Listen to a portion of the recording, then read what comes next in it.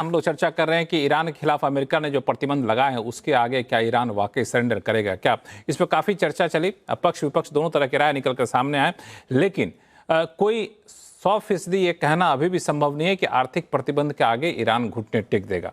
सवाल अब ये उठता है कि मान लिया जाए ये आर्थिक प्रतिबंध भी काम नहीं आया तो फिर अगला हथियार क्या होगा। चूंकि पहले सैन्य कार्रवाई की गई, उसके बावजूद ईरान अमेरिका की बात नहीं माना, अब आर्थिक कार्रवाई की जा रही है। अगर ये भी फेल हुआ तो फिर अगला रास्ता क्या है?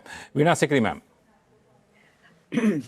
देखिए, अमेरिका ने ये भी कहा है कि वो आर्थिक प्रतिबंध ज़रूर लगा रहे हैं, लेकिन वो नहीं चाहते कि इन प्रतिबंधों के द्वारा पूरे विश्व की अर्थव्यवस्था पे नुकसान पहुँचे।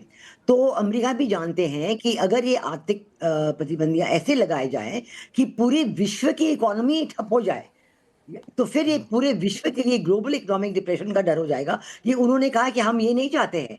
तो इसलिए सबसे पहले ये रिकॉग्नाइज़ कर दिया गया है कि आर्थिक प्रबंध ज़रूर तगड़े होंगे अमेरिका की तरफ से, लेकिन ये कितनी कामयाबी होगी इस पे अभी शक है, क्योंकि ईरान ने खुद इतने सालों तक झेला है काफ़ी इनके इकोनॉमिक सैंक्शन जो हैं।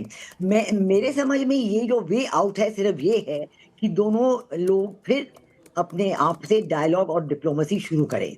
और ये सबसे ज़रूरी बात है कि जो भी शर्तें एमओयू में लगी थी, उन पे दोबारा फेर दिया जाए और जो अमेरिका ने नेवल ब्लॉकेड हटाने की प्रॉमिस की थी, वो दोबारा वो मान जाएँ।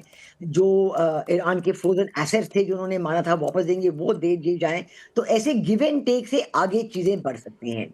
अगर गिव एंड टेक में ईरान आ जाए, अपने इकोनॉमी के लिए बेनिफिट देखे, तो वो आ जाएँगे और वो ये सारी जो असुविधाएँ हैं पूरी दुनिया के लिए, ये ठीक रास्ते पे आएँगे। हमें पता है कि अमेरिका में भी तेल का भाव, इन्फ्लेशन अभी तक बहुत हाई लेवल पे है और जो आज के कीमत में आज के दिन में जो तेल और गैस का भाव है, वो पिछले साल के मुताबिक में काफ़ी ज़्यादा है, काफ़ी बढ़ा हुआ है और अमेरिका के लोगों को भी दिक्कत हो रही है इसकी वजह से।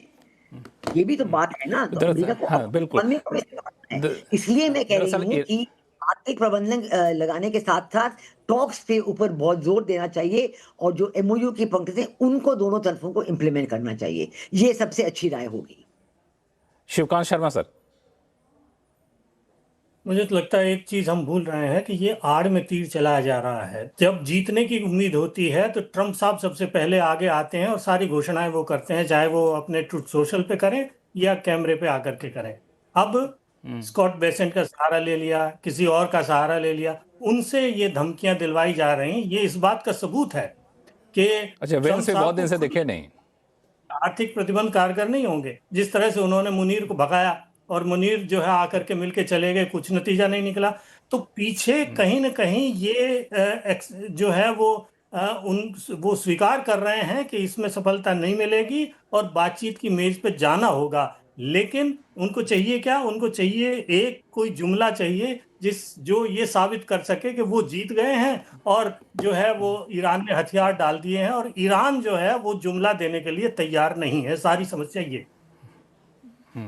कोई जुमला देने को तैयार यहाँ पे है नहीं। लेकिन आपने इंपॉर्टेंट पॉइंट कहा कि दरअसल भरोसा नहीं है किसी को कि बातचीत के रास्ते पर वापस लौटा जाएगा। एक समय था कमर आगा साहब, जब पाकिस्तान मध्यस्थता कर रहा था, तो जब डेलीगेशन आए थे दोनों तरफ से, तो पूरा ताम झाम करके फोटो शूट हुआ था, सब आए थे, बैठे थे, फिर विजुअल अपॉर्चुनिटी दी गई थी और फिर बातचीत शुरू की गई थी। अब तो जो बातचीत कर रहे हैं चोरी छिपे जाते हैं, किसी को पता भी नहीं चलता है।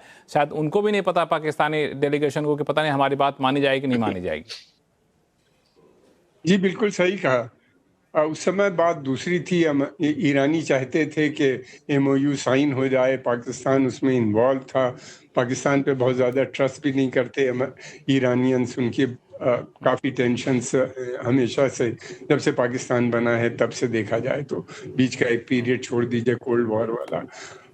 दूसरी तरफ ये भी है, देखिए सैन्य शक्ति की एक लिमिट होती है। अमेरिका ने वो लिमिट अब उससे ज़्यादा मुश्किल लग रही है उनको। दूसरी बात ये कि इस समय जितने भी अरब देश हैं, जो सारे अमेरिकन एलाई हैं, वो सब कोशिश कर रहे हैं कि भाई नेक्स्ट वॉर नहीं होनी चाहिए, बातचीत कामयाब होनी चाहिए। अलग अलग प्रपोजल्स हैं, कतर भी है उसमें इन्वॉल्व, ओमान भी अब आ गया है, फिर उसके अलावा क्या कहते हैं, सऊदी जो क्राउन प्रिंस मोहम्मद बिन सलमान हैं वो फ्रांस में हैं, उनको उम्मीद है कि फ्रेंच भी कुछ मध्यस्थता करेगा। यूरोपियन इनिशिएटिव की बात वो वहाँ पे हो रही है, जो हमें सूत्रों से पता चला है। तो काफ़ी बातचीत का दौर चल रहा है। ईरानी इस बात को बहुत अच्छी तरह समझते हैं और वो ईरानी चेस के प्लेयर हैं पुराने, वो इसको समझ रहे हैं। वो अल्टीमेटली बातचीत ही चाहेंगे, वो कभी नहीं चाहेंगे कि वार रविंद्र दोबारा से सचदेव हो।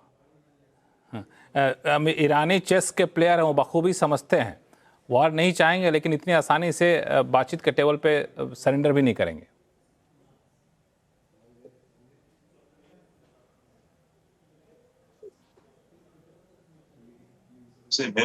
रविंद्र सचदेव साहब, आपसे पूछ रहा हूं कि उनको पता है कि बातचीत जो है सो करना ही होगा, चेस के प्लेयर हैं, उसी तरह से वो डिप्लोमेसी में भी खेल रहे हैं।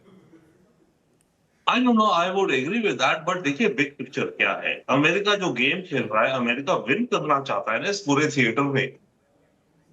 अमेरिका विन करके सक्सेस करना चाहता है, ईरान को डोमिनेट करके इस पूरे रीजन को अपने हिसाब से, एब्राहमिक अकॉर्ड्स हो, ये हो वो हो, जो भी अमेरिका इस रीजन को पूरा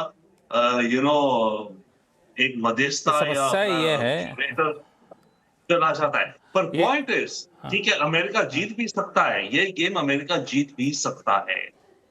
पॉइंट इज, चांस कम लगता है कि अमेरिका ये गेम जीत पाएगा, चांस ये ज्यादा लगता है कि ईरान सरवाइव कर गया मिलिट्री रूप से, ईरान सरवाइव कर जाएगा इकोनॉमिक रूप से, और तब फिर अमेरिका की टोटल जो एबिलिटी है दुनिया में ये दिखाने की कि I am a dominant player बहुत रिड्यूस हो जाएगी।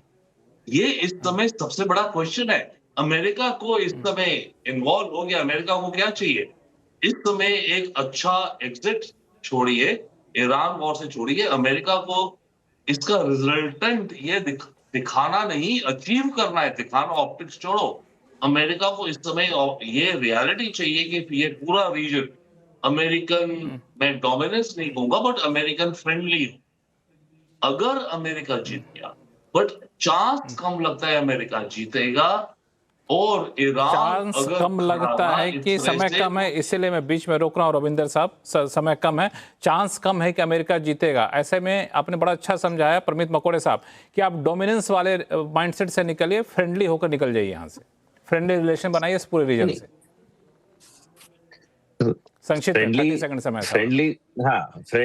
फ्रेंडली एटीट्यूड चाइना के लिए रखा जाएगा। As you rightly said, China is no more a small country, और China is equally powerful in multiple terms, not as powerful as America, but definitely China के साथ फ्रेंडली टॉक्स दिखेंगे आपको। लेकिन ईरान और चाइना के साथ जो बाकी जो एक्सेस है, फिर वो वेनेजुएला में तो आपने अमेरिका ने क्या हश्र किया वो देख लिया है, क्यूबा का क्या हश्र होगा वो अगले 3-4 महीने में दिखेगा।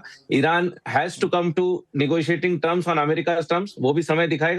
चाइना के साथ there is a big debate going on how to handle China, but right now China के साथ के जो छोटे-छोटे देश हैं, हर कोई वियतनाम, हर कोई क्यूबा बना रहेगा क्या? अभी अभी यह शो खत्म करते करते खबर ये आ रही कि अमेरिका ने कनाडा पर टैरिफ लगाया था, अब कनाडा पलट के कहा कि हम भी टैरिफ लगाने जाएंगे। तो हर कोई अमेरिका की बादशाहत को सहन कर लेगा, फिर कदम उठाएगा, ये भी एक बड़ा सवाल उठता है। लेकिन अभी ये लगता है मुद्दा जारी रहेगा, लेकिन शो को यहीं समेटने का वक्त आ चुका। सही मेहमानों का बहुत बहुत धन्यवाद हमारे शो में हिस्सा लेने के लिए, और CNBC आवाज़ में, आवाज़ अड्डा में फिलहाल इतना ही। देखते रहिए CNBC आवाज़। नमस्कार।